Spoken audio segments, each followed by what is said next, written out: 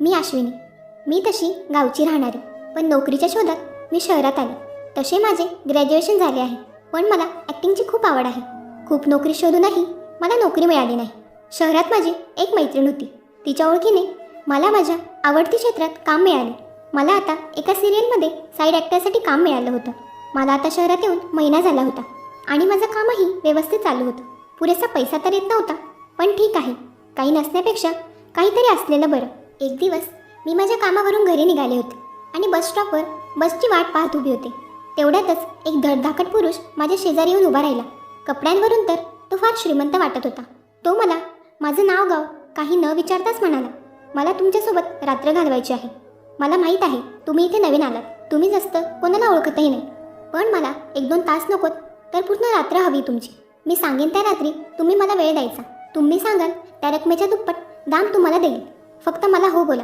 हे सर्व ऐकताच मी त्या पुरुषाला कानशिलात लगावले. मला माझा संताप आवरत नव्हता. मी त्याला म्हणाले, वेडबिल लागलाय का तुम्हाला? माझं काम खूप प्रोफेशनल आहे. मी असले काही नाही करत. मी छोट्या पडद्यावर सिरियलमध्ये रोल करणारी हिरोईन आहे. कधी कधी माझ्या नाईट शूट पण असते, पण नको ते रोल मी करत नाही. असं बोलून मी तिथून निघून दुसऱ्या बाजूला आले. तो पुरुष पुन्हा माझ्या मागे आला. मला समजत नव्हतं त्याला नेमकं माझ्याकडून काय हवं होतं ते. मी पुन्हा त्याच्या कानशिलात लावणार तेवढ्यातच तो म्हणाला, मॅडम प्लीज मी काय बोलतोय ते तर ऐकून घ्या. तुम्ही मला चुकीचं समजत आहात. मी त्या अर्थी बोलत नाही आहे. माझं नाव आशुतोष शर्मा आहे. मी एक बिझनेसमॅन आहे. माफ करा तुम्ही मला चुकीचं समजताय, पण एक रात्र घालवून बघा मॅडम. सगळी शंका दूर होईल. गैर काही करणार नाही याची मी हमी देतो. वाटल्यास मी लिहून देतो. तो पुरुष खूप विनवणी करत होता. ठीक आहे, माझी अपॉइंटमेंट घ्यावी लागेल. उद्या माझा पर्सनल असिस्टंट येईल, सो तुम्ही त्याच्याकडे तारीख फिक्स करा, मग बघू नंतरची. एवढं बोलून मी तिथून निघू लागले. तेवढ्यात तो म्हणाला, नाही अश्विनीजी तुम्हाला समजत नाही. फक्त रात्रीचाच प्रश्न आहे. तुम्हाला जेवढे तुमच्या कार्यक्रमासाठी पैसे येत असतील त्याच्या दुप्पट पैसे मी तुम्हाला देईन. त्या पुरुषाचं बोलणं ऐकून मी 2 मिनटं शांत राहून विचार केला की असंही मला पैशाची खूप गरज आहे. घरी पैसे पाठवायचे होते. आता माझ्याकडे काहीच शिल्लक नव्हते. म्हणून मी विचार केला की देऊया होकार. असंही तो हमी देतो आहे की काही वेगळं करणार नाही. मग मी त्या आशुतोषला होकार दिला आणि रात्री येण्यास सांगितले. रात्रीच्या 10 वाजता दरवाजाची बेल वाजली. मला थोडं टेन्शन येत होतं. खरं तर मी तयार झाले होते, पण मला काहीच कल्पना नव्हती की नक्की याने रात्रीसाठी का मला तयार केले. याची मनस्थिती विकृत तर नसेल ना?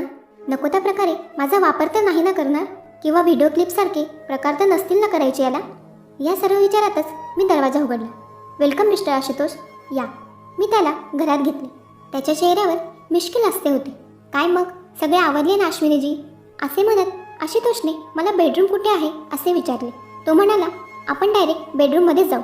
त्याचेही बोलणे ऐकून माझ्या काळजाचा ठोकाच चुकला. मी थरथरत्या आवाजात बोलले, या इथे आतमध्ये आहे. असे बोलून त्याला मी बेडरूममध्ये घेऊन गेले.